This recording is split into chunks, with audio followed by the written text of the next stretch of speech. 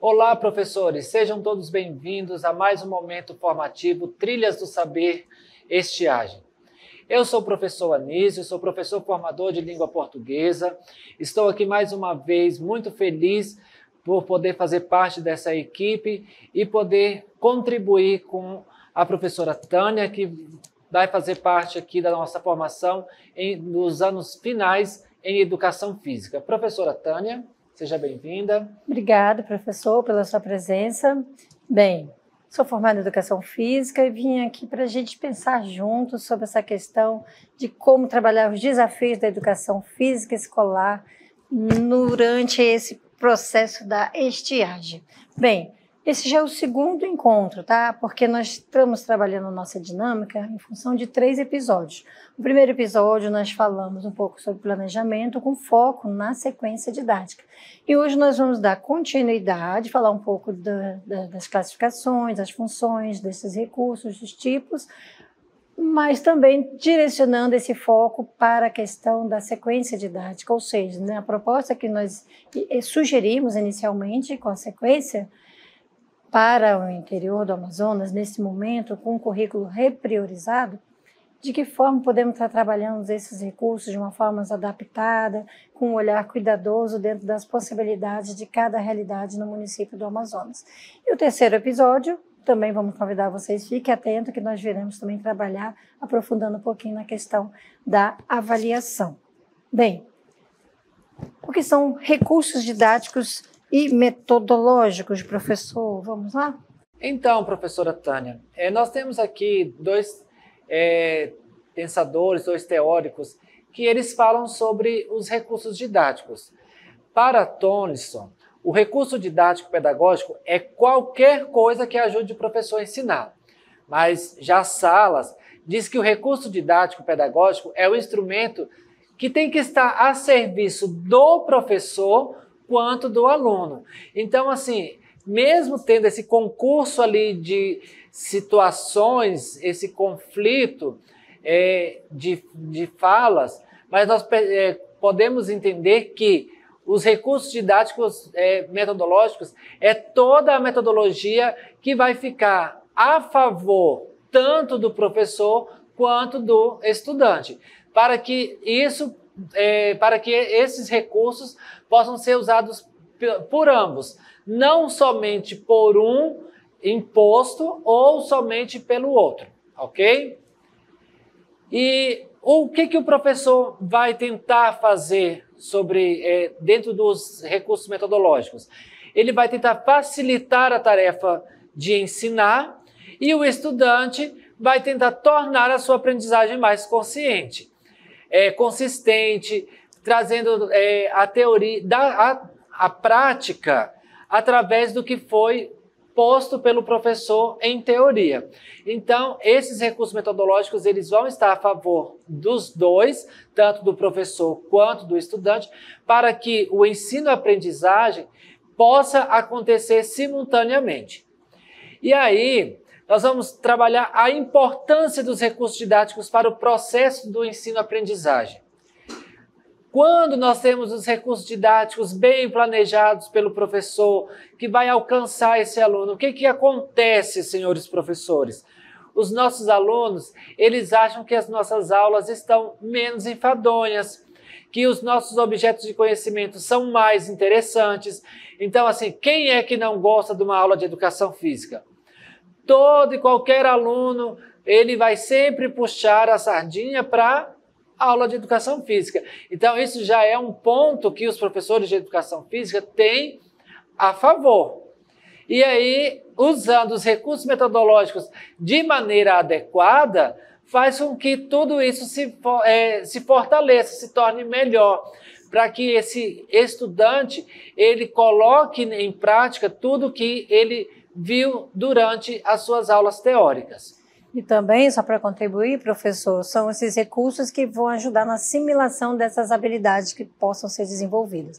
Aqui a gente vai estar sempre direcionando para uma sequência didática, que depois eu vou contextualizar para vocês, mas é aí nesses recursos que a gente vai trabalhar a criatividade, é aí que a gente vai reforçar esse desenvolvimento das habilidades, trazendo a questão motivacional em uma aula mais atrativa. É isso. Isso. E por que usar os recursos didáticos pedagógicos? Para o desapego de aulas centradas na exposição de conteúdos. O que vem a ser isso? É para que aquelas aulas não sejam somente expositiva, que ela não venha a ser somente um passar de conhecimento do professor, passar a opinião do professor sobre aquele conteúdo. É também naquele momento para que essa aula seja mais dialógica, que ela seja mais dialogada, que ela seja mais interativa. Para também não depender exclusivamente do livro didático e do quadro branco, porque às vezes é o único recurso didático pedagógico que nós temos, o livro didático e o quadro branco. Porém, ali, nesse momento, nós vamos precisar fazer, entender, com esses recursos, nós vamos nos desvincular daquele quadro branco para que o aluno ele possa ser protagonista do desenvolvimento dele naquele momento e tornar a aprendizagem mais interessante e atrativa. Então, é por isso que nós precisamos usar os recursos didáticos pedagógicos. E quando usar esses recursos didáticos pedagógicos? Quando utilizado adequadamente, aumenta as chances de êxito do trabalho do docente. Aí nós vamos aqui ter alguns pontos de atenção para quando usar os recursos didáticos pedagógicos. Porque não é pelo fato de poder usar esses recursos que eu vou usar o tempo todo. Porque eu tenho que ter um momento de usar de forma adequada. Eu não posso usar um recurso didático. Eu me recordo que no primeiro episódio eu usei o exemplo, professora Tânia, da natação, que não teria como eu ter o recurso para a natação num contexto de estiagem. Mas aí nós poderíamos adaptar. Então, quando eu faço todo esse movimento, toda essa adequação, e aí eu vou saber qual é o recurso adequado para ser usado. E quais são os pontos de atenção? Qual é o momento adequado? Quanto tempo é necessário para aquele recurso? Porque também uma coisa que é muito repetitiva, às vezes se torna enfadonha para o nosso estudante. Então, eu não posso lá pegar e usar um recurso como, por exemplo, eu vou usar a luta hoje. E aí eu vou usar apenas a luta. Aí eu vou passar 2, 3, 4 aulas usando luta. Isso não vai ser totalmente agradável ao meu estudante. Então, eu tenho que me ater também à duração e à necessidade de utilizar esse recurso pedagógico. E, além de tudo isso, eu tenho que fazer com que essa prática ela se torne concreta, que eu tenho que tirar a teoria e provar para esse estudante que essa teoria pode ser aplicada, sim, dentro da prática. Os recursos didáticos e materiais pedagógicos podem ser classificados em várias categorias. São as categorias audiovisuais, que são aquelas que nós vamos incluir os áudios, que são os vídeos que os próprios estudantes podem criar, que podem ser os slides que nós vamos levar para esses alunos, para esses estudantes. Podem ser apresentações conjuntas que eles fazem dentro da sua comunidade, na sua rua, dentro da escola, no seu momento individual. Então, esses são os recursos audiovisuais, desde a TV aberta ao manuseio do seu aparelho de telefone celular. Então, todos esses recursos que nós usamos, que vai envolver o que está sendo falado, que pode ser gravado através de documentário, apresentação dentro da TV aberta. Então, tudo isso são recursos audiovisuais. Os recursos impressos, que começam lá no nosso querido livro didático, nas nossas apostilas, os cartazes, folhetos, tudo que fornece uma informação e dá um suporte ao conteúdo que nós vamos abordar dentro de sala de aula, Isso são recursos materiais. Então, essa classificação dos recursos materiais impressos são todos aqueles que estão redigidos em um formato, quer seja ele um folheto, um banner, um cartaz, que seja, tudo isso é um recurso impresso. E o que é a tecnologia digital?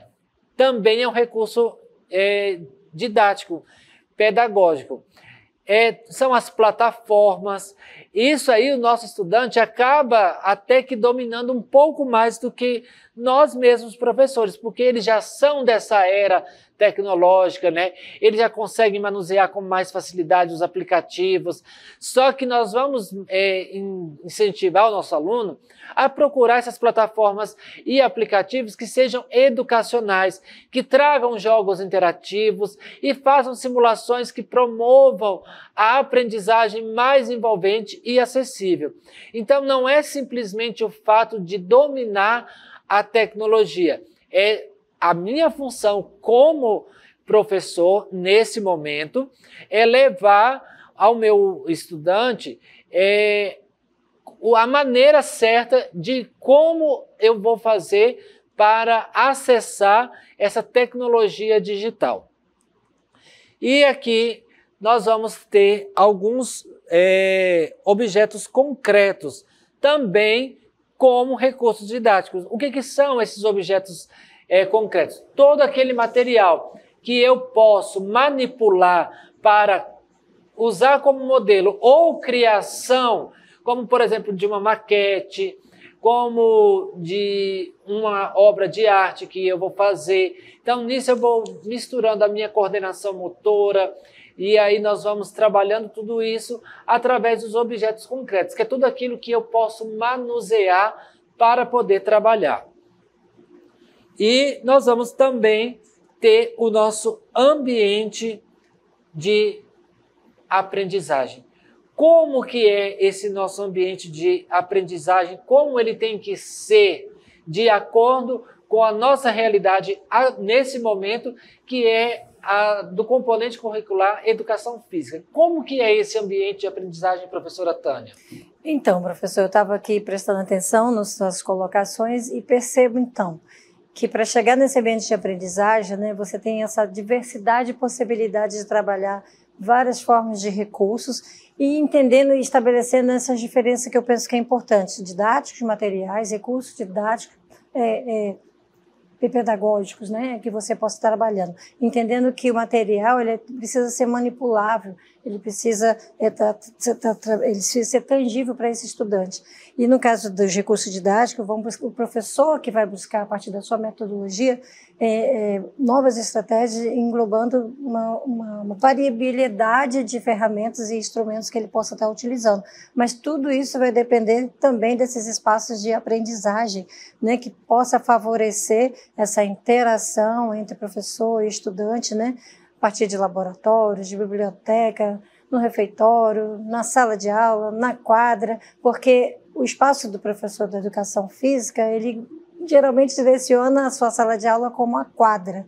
Porém, se trabalhando de forma tematizada, digamos assim, eu posso para o laboratório trabalhar o esporte? Posso. Eu posso para a biblioteca trabalhar luta? Posso. Necessariamente eu não vou estar utilizando o movimento, assim, fazendo a leitura daquela prática. Então é importante a gente entender essa possibilidade de aprender dentro dos vários espaços e os recursos vai de acordo com a realidade de cada professor e suas expertises em relação às tecnologias digitais ou não. Bem, vamos avançar? Então, quais os recursos mais comuns que podemos utilizar nas salas de aula, nas nossas aulas remotas?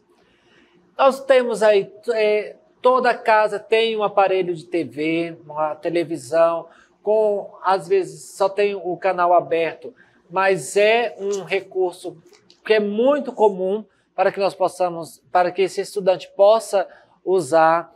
Nós temos o caderno, que nós falamos no primeiro episódio sobre o diário de bordo, caneta, lápis para fazer as anotações, os formulários para registro das atividades.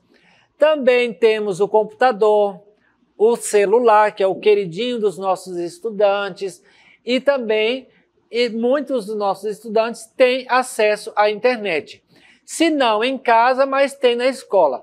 Às vezes, nesse contexto de estiagem, ele não estará presente porque ele só vai ter acesso na escola.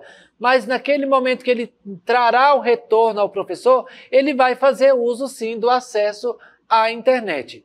E ele vai usar tudo que tem à sua volta e que se torna de fácil acesso, de fácil e livre acesso para esse estudante e para este professor, que nesse momento ele pode transformar tudo para um recurso que é mais comum no seu uso em uma aula remota.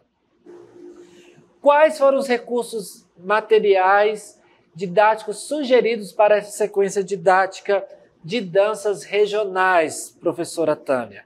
Vamos lá, pode passar.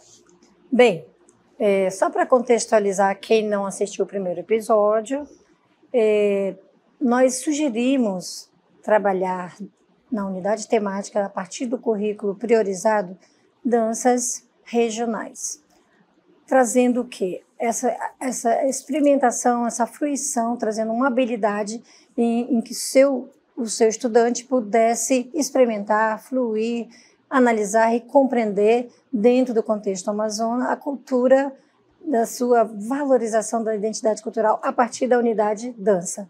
Então, essa metodologia levou, no primeiro momento, o estudante a fazer uma entrevista sobre o que ele gosta de dançar, suas possibilidades de conhecimento prévio em relação ao que ele entende sobre dança, os espaços que ele dançou, a sua vivência imaginária da infância, a tua juventude ou sua adolescência, e aí você vai conhecer esse estudante. E também nós sugerimos uma pesquisa onde ele pudesse identificar na sua região a questão de que dança a sua comunidade traz como contexto cultural.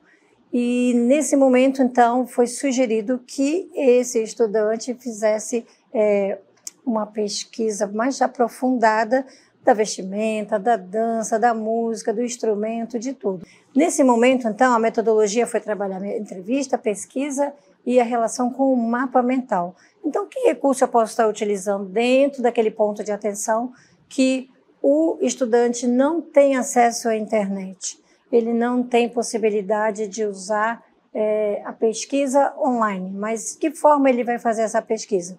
Então, a gente direcionou para que ele pudesse fazer a pesquisa junto à comunidade, com o próprio avô, com o pai, com o irmão, quem dançou esse tipo de dança, que dança essas famílias, essa comunidade conhece, então ele vai trazer esse resgate na própria comunidade. Então, que recurso pode ser utilizado aí dentro desse contexto simples, onde ele não tem um acesso? Se ele tiver um celular, ele poderia ter usado o vídeo para uma entrevista, né, professor Nise? Ele poderia ter usado. Ele poderia ter registrado essa entrevista em forma de áudio, um podcast, sim, ele poderia, né, ter registrado essa entrevista de forma utilizando o quê? Qual? A linguagem, as diferentes linguagens, a oralidade, trazendo isso na fala e também na escrita. Então, a gente sugere realmente que esse recurso, nesse momento da primeira aula da sequência, ele pudesse utilizar o caderno como diário de bordo, registrando. Então, ali ele só precisou de uma caneta e um caderno. Então, a gente vai trabalhar sempre da simplicidade. Agora, é claro, se o aluno tem um acesso, ele pode ampliar essa questão do recurso digital, né, na possibilidade de ampliar esses recursos. Mas, nesse primeiro momento, está aí, ó, papel, cartolina, giz de cera, o que ele tem ao seu redor. Bem, numa segunda aula, nós trazemos a questão... Pode passar agora, está comigo. Vamos lá. Na terceira aula, então, nós pedimos que esse estudante pudesse sistematizar a pesquisa em forma de uma tabela, trazendo a diferença entre o boi bumbá e o bumba meu boi. E aí, nesse momento, nós trazemos o quê? Dois momentos para essa pesquisa aí. Uma leitura, né? Primeiramente, uma análise, trazendo a dimensão do conhecimento a partir da análise comparativa, onde ele pudesse comparar os dois bois, a questão do norte e do nordeste, como é que se dá o boi-bumbá, como é que se dá o bumba meu boi, dentro de vários aspectos da sua origem, dentro da questão das capacidades físicas trabalhadas dentro dessa dança, também da questão dos espaços diferentes, das indumentárias, das músicas, dos ritmos, e aí ele vai categorizar tudo isso aí. Então, para isso, ele precisou de uma cartolina, também uma caneta e um papel, porque ali a gente está trazendo uma intencionalidade pedagógica dele trazer esses elementos para essa inclusive, conexão com a matemática também, que a gente coloca muito bem lá no primeiro momento, essa questão da possibilidade interdisciplinar. Então, construir uma planilha parece simples, mas às vezes não é. Você entender o que é coluna, o que é linha, você saber classificar e você trazer a tabela, a planilha, de uma forma simples para que ele um dia possa avançar, nem como saber fazer, categorizar.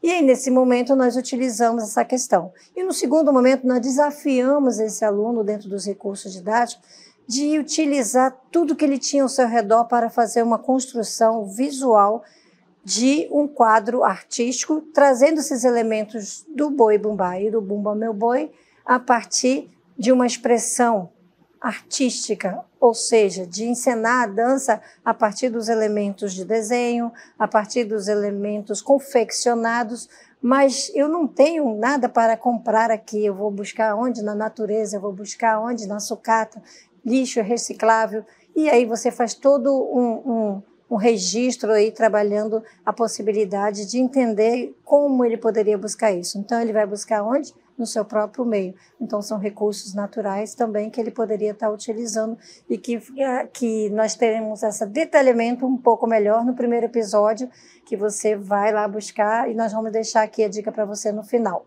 Bem, então ele também utilizou caderno, cartolina, pincéis, caneta, tesoura, tudo que ele precisou utilizar para fazer esse quadro vai ser diferente a cada município, né? O recurso vai conforme a sua realidade, conforme o seu contexto, conforme o que ele tem ao seu redor. Bem, e aí também nós fizemos, aí claro, ele vai fazer esse levantamento do que ele tem ao seu redor, tampinhas, caixinhas, papelão, elementos da natureza, pedra, areia, barro, folha, galho, semente, cipó, e ele vai usar o quê? Da criatividade para fazer a manipulação, no caso aqui ele está usando um recurso concreto, né, professor, como você colocou muito bem, onde ele vai poder manipular e vai poder trazer essa estratégia de confeccionar o seu quadro artístico, trazendo esse conhecimento a partir da arte.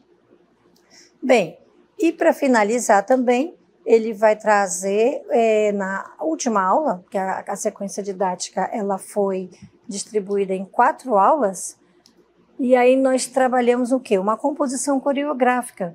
E aí, que recurso ele pode estar também trabalhando nessa questão da sequência didática, professor? Interessante, porque aí ele, claro, que indumentária essa dança vai poder estar trazendo para a gente, dessa dança regional, né? Que vestimenta? É descalço, é com sapato, utiliza algum instrumento? Então, os recursos que ele vai buscar também, ele precisa fazer um levantamento desses elementos possíveis para poder estar presente dentro dessa composição coreográfica. E aí, claro, ele vai precisar da música, vai precisar de algum recurso digital, de elementos, né, que possa, né, como uma caixa de som, os elementos são simples, é o que ele tem para poder, né, trabalhar essa composição. E aí, a habilidade que nós trabalhamos aí foi justamente ele experimentar e vivenciar, fluir, analisar as características, origens das danças regionais, e aí ele vai desenvolvendo essa composição, os ritmos, gestos coreográficos e músicas, bem como suas transformações históricas, e toda essa sequência vai culminar numa grande mostra que a gente vai sugerir, claro, para o professor, e aí, claro, que os recursos didáticos e materiais didáticos que vão ser disponibilizados a partir de uma feira, por exemplo, de uma mostra. Acabou a estiagem, pós-estiagem, esses jovens vão trazer toda essa experiência, esses estudantes, do que eles construíram a partir de uma grande mostra, e que vai ser realmente, que nós vamos aprofundar isso lá na avaliação, mas a gente já vai dar uma dica aqui para vocês, que seria muito interessante. E aí, claro, que os recursos didático-pedagógico, eles vão ampliar nesse sentido, porque aí compete o professor utilizar de outras ferramentas, aí já vai ter uma filmagem, já vai ter um elemento maior para poder desenvolver essa grande possibilidade de trazer esse conhecimento todo e essa socialização de ideias que foi desafiados os alunos durante a estiagem com essa proposta da sequência. Bem, aqui então nós vamos trabalhar um pouco de metodologias e recurso didático. Professores, vamos lá? Me ajude aí. Ok. Quando nós falamos de metodologias, quais as metodologias que nós vamos utilizar nesse contexto de estiagem, senhores professores? São todas as metodologias que vão incentivar a participação generalizada, a participação de todos, mesmo que seja em pequenos grupos, nos seus grupos familiares, somente junto à sua família, porque às vezes nós sabemos que nós temos estudantes que eles estão longe da sua comunidade escolar e dentro dessa comunidade em que ele vive, é somente com a sua família. Então, a nossa metodologia vai ser buscar a participação de todos dentro do contexto. E quais os recursos didáticos, pedagógicos nós iremos utilizar? São todos os recursos que nós vamos poder adaptar para o formato não presencial. Todo aquele que nós falamos anteriormente, todos aqueles recursos que nós, tanto eu quanto a professora Tânia, nós fizemos menção aqui e que nós podemos adaptar para um formato que não seja o formato presencial, que seja aquele formato que o aluno às vezes tem acesso e às vezes não tem o acesso. Esses são os recursos que nós iremos utilizar nesse momento para o contexto da educação física, para o componente da educação física, que é o que nós estamos utilizando nesse momento. E aí, a professora Tânia, ela vai falar um pouquinho com vocês sobre toda a parte das metodologias ativas. Qual é a aprendizagem baseada nos problemas? Por que ela é uma aprendizagem baseada em projetos? Por que é uma aprendizagem que nós chamamos de mão na massa, que é a prática do dia a dia, a prática do desenvolvimento do nosso estudante? O que é uma metodologia ativa que usa a aula dialogada, o estudo de caso, o estudo de meio, a gamificação e também a sala de aula invertida. Professora Tânia. Como funciona, então, essa questão de trabalhar metodologias ativas? Quais seriam suas vantagens? O primeiro passo que nós temos que entender de reforçar, tanto a nível presencial ou não presencial, é tirar esse estudante da passividade, onde ele está no momento em que suas emoções, ele se sente isolado. Então, você traz esse protagonismo, você instiga esse aluno para autonomia. E aí o professor passa um papel de mediador. Muito importante isso aqui, entendermos, né? Essa diferença aqui e essa troca de papéis dentro da proposta. Bem, então, metodologias ativas, como falamos anteriormente, né? Esse professor mediador, o aluno passa a ser o centro da aprendizagem, ou seja, ele é convidado a ser corresponsabilizado, a buscar o seu conhecimento. E aí, com certeza, né, você vai gerar, de certa forma, ele está lá isolado, ele está sozinho, ele ganhou um material impresso, ele tem um período de 4 horas para cumprir atividades e tarefas. E aí, ele sabe que ele vai ter que ter um resultado. E a gente precisa entender que essa palavrinha aqui precisa ser digerida pelo estudante pouco a pouco para ele perceber a importância de que vai dar preguicinha, que ele vai ter o momento de hora de fazer sua aula, mas ao mesmo tempo ele não concluiu e ele precisa ter um resultado pós-estiado porque ele vai ser avaliado. E aí nós então, né, o trabalho em grupo na verdade vai se voltar um pouco para esse momento para a família, para os amigos, né? Aqui eu botei errado, para a família, para os amigos, da comunidade. Como eu posso trabalhar em grupo? Porque eu não estou trabalhando, a educação física tem essa característica de trabalhar pelo coletivo, mas nesse momento ele está só com a sua família. E aí, como desenvolver esse trabalho onde ele possa, no sentido da sequência didática, que são danças regionais, ele vai aprender os passos, mas ele pode convidar os colegas, os vizinhos, os amigos, vamos fazer essa dança comigo, que eu tenho que desenvolver esse trabalho. Então, é possível também você sugerir que ele trabalhe em pares, tá bom? E aí, para isso, para que a gente consiga trazer isso aqui, ó, esse engajamento e essa cooperação dentro do que ele precisa aprender. E aí que leva essa reflexão, né? Metodologias ativas, o próprio estudante, a própria família vai perceber, olha, interessante essa forma de trabalhar, porque ele vai ganhar um material impresso e ele tem as responsabilidades e você vai desenvolver essa. Aí que entra a competência número 8, eu acho interessante, que é trazer essa responsabilidade cidadã, esse exercício da cidadania, onde ele possa estar refletindo, né, o seu agir, o seu pensar dentro dessa proposta.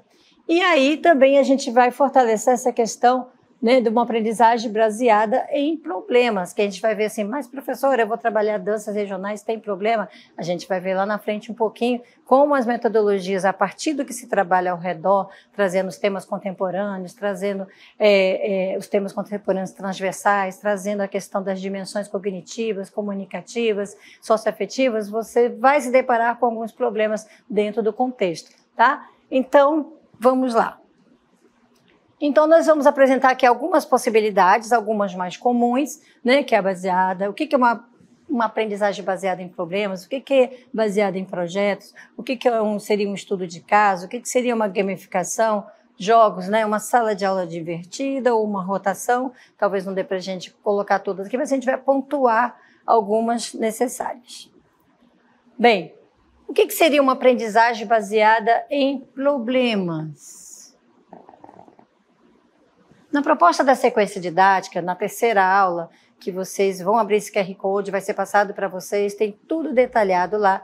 Na terceira aula, quando ele foi construir aquele quadro artístico, ele buscou recursos, elementos dentro da natureza, e ele foi convidado a buscar o quê? Sucatas, né? Trabalhar o lixo, e foi feito umas perguntinhas para ele, questionando. Como é que é o lixo do seu município? Vocês fazem reciclagem? Ele teve que adentrar dentro desse espaço. A gente sabe que nem toda a comunidade tem seus polos, ecopolos e de pontos recicláveis. Porém, é um problema. Ele queria trabalhar, mas ele não tinha um espaço para buscar essa questão, porque o lixo não é muito bem trabalhado dentro da sua comunidade. Então, vamos trazer, então, como trabalhar uma questão aqui e trazer essa aprendizagem para uma atividade. Vamos melhorar o lixo da nossa escola? Como é que a gente pode trabalhar esse problema? A partir de uma atividade. Existe uma diferença em trabalhar problemas, atividade de problema, e trabalhar projetos. Qual é a diferença?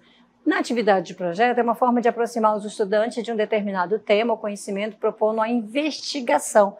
Então, quando eu trago o problema do lixo, eu vou investigar, vou conhecer qual é o lixo, qual é a proposta, por que podemos fazer com o lixo, de quem é a responsabilidade o lixo, e trazer essa pergunta ao estudante. Será que ele pode ajudar a solucionar esse problema? Né? Determinando essa pergunta, implica no trabalho colaborativo, no desenvolvimento de atividades práticas e estratégias que visam uma aprendizagem autônoma e participativa. Então, um simples trabalho desse que começou com a dança, de repente você pode trabalhar e direcionar para a questão problemática que é dentro da questão, porque ele precisou montar o seu quadro e ele teve dificuldades e problemas para desenvolver essa questão dessa manifestação artística. Diferença de uma atividade baseada em problema para um projeto que aqui vai resultar num produto, num tempo maior, onde você pode iniciar até durante esse período da estiagem em casa, conhecer aluno, e depois você traz para a escola e dá continuidade desenvolvendo, trazendo uma culminância e desenvolvendo as etapas desse projeto. E aqui é importante a gente entender também que lá na atividade só do problema é quando você desenvolve uma atividade em sala de aula e que ele tenta buscar uma solução junto ao professor. Tá? Bem, então esse estudo de caso é uma abordagem de ensino baseada em uma situação de contexto real. É um método, né, em que a pesquisa ampla vai fazer o quê? Vai aprofundar, né? Vai aprofundar esse assunto mais específico, permitindo desenvolver atividades práticas e estratégias que visam uma aprendizagem autônoma, novamente, e participativo. Aqui no caso da dança, será que existe problemática em relação à dança? Professor Anísio, professores aí presentes, Por que só mais as meninas dançam? Porque há pouca oportunidade de se trabalhar essa unidade temática nas escolas, seja presencial, seja individual. De que forma ela é pouco vivenciada e por quê? Seria um estudo a gente a pensar por que as danças, né, da própria comunidade não são tão valorizadas, essa identidade cultural. Você mora numa região que tem uma super dança e às vezes você cria um preconceito, um estereótipo. Então, como investigar? Então, o estudo de caso pode levar o aluno buscar, o estudante buscar essa resposta. E gamificação? Quem já ouviu falar em metodologia que se pode trabalhar game? Quando se fala em game, a gente rapidamente lembra o quê? De jogos, né? De games, que até eu discordo um pouquinho a forma que são trabalhados os jogos eletrônicos, que direcionados de uma forma sem intencionalidade pedagógica, ele não justifica trabalhar esse game na escola. Então, vamos entender isso um pouquinho melhor. Trabalhar a gamificação na escola, ou seja, mesmo lá em casa, ou retornando, por exemplo, a própria dança. O estudo que ele fez da pesquisa em relação às danças escolhidas, né? O que eu posso fazer para trabalhar isso aí na volta da estiagem e trabalhar e ser um sucesso essa discussão com os estudantes? Vamos entender primeiramente o que seria.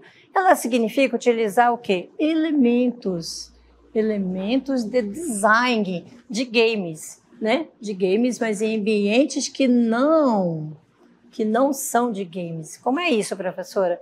Por exemplo, aprendizagem na escola.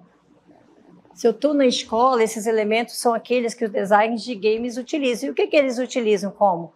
Eles usam a interação. Um jogo precisa de interação, precisa de colaboração, né? Precisa de competição, precisa a questão das fases, né? Utilização de placares e etc. Então, você vai utilizar esses elementos de uma forma intencionalmente pedagógica, onde você possa trazer, por exemplo, a pesquisa das danças escolhidas e fazer uma grande mostra competitiva daquelas perguntas que foram feitas lá no início para eles, e cada um trazendo uma amostra com perguntas e respostas, demonstrando essa amostra numa feira a partir de uma competição, por exemplo. É possível fazer? Que recursos eu posso estar utilizando dentro desses trabalhos? Vários.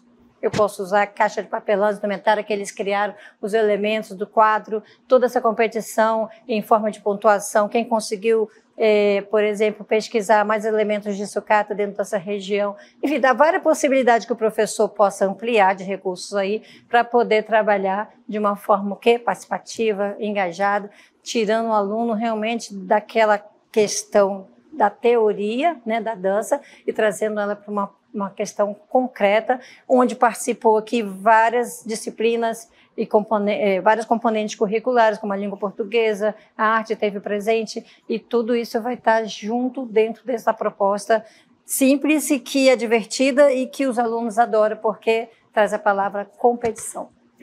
Saudável, de preferência, né? Bem, e aí nós vamos encerrar aqui falando um pouquinho, então, dessa exclusão. Vamos lá, professora Niso, a exclusão digital. Quando nós falamos sobre a exclusão digital e as dificuldades de acesso, elas podem levar a sentimentos de isolamento e frustrações entre os estudantes, contribuindo para os problemas de saúde mental, como ansiedade e depressão. Então, caros professores, desde o primeiro encontro, lá atrás, nós viemos falando com vocês sobre tentar entender o contexto em que nós estamos inseridos, o contexto em que você, professor, está inserido, o contexto que o seu aluno está inserido. Então, é muito importante você se ater a este momento, se ater a esse detalhe do seu estudante, porque, como a professora Tânia bem disse no primeiro episódio, ela falou assim que nós teríamos alunos com acesso e nós teríamos alunos sem acesso. Esse acesso começa pelo acesso à escola. E depois, esse acesso se estende ao acesso à internet. Quando ele não tem, porque nós sabemos que nós temos lá nos nossos recursos didáticos, eu mesmo falei com vocês nesse episódio, que nós temos a TV aberta para que o nosso estudante possa se utilizar disso como instrumento pedagógico. Porém, às vezes é só isso que ele tem. Nós não temos estudantes, nem todos os nossos estudantes, eles têm acesso à internet, eles têm um computador, ou têm um celular, um tablet. Então, nem todos eles têm esse recurso. E ele pode se sentir isolado digitalmente falando, porque se eu só mandar atividades digitais, como ele vai fazer?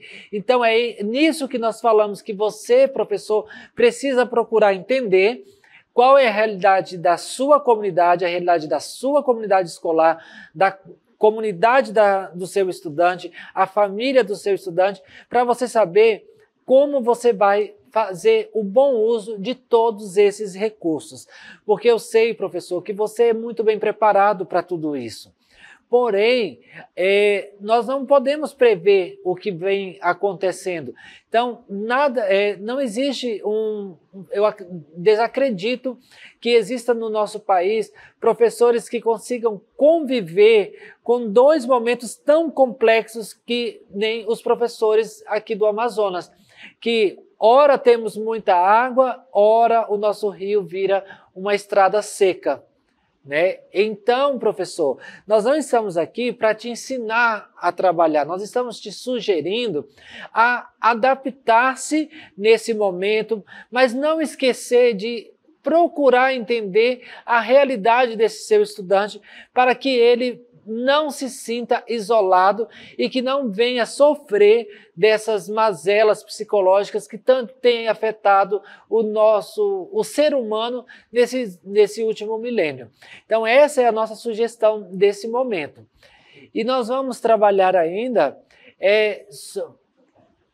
E aí eu queria deixar essa mensagem aqui, professor, antes da gente encerrar, que eu achei interessante desse pensador, que ele diz o seguinte: a destruição da Amazônia é uma ferida aberta no coração do planeta, cujo impacto ressoa globalmente, afetando a todos, sem distinção.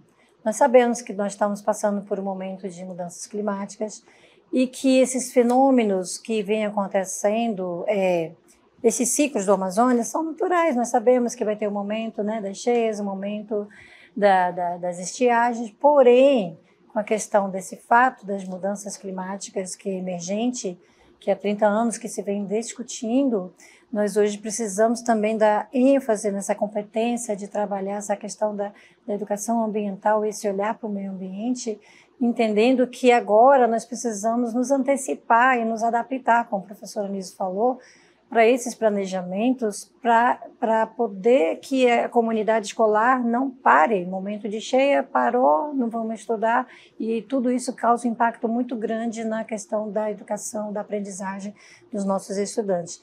Entendendo que os fenômenos vão continuar existindo, cada vez estarão mais severos e mais extremos, e precisamos nos antecipar. Então, aqui a ideia mesmo é que a gente traga essas orientações metodológicas para que num momento mais futuro, né, a gente já sabe que as águas já estão voltando, porém, já fica aqui algumas sugestões, algumas dicas que vocês poderão estar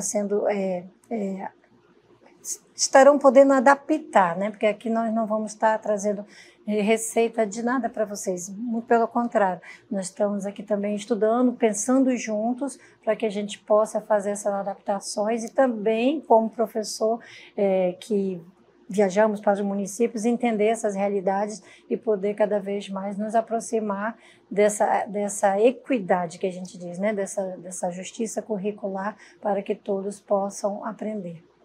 Bem, nós deixamos aqui algumas referências também, né, professor?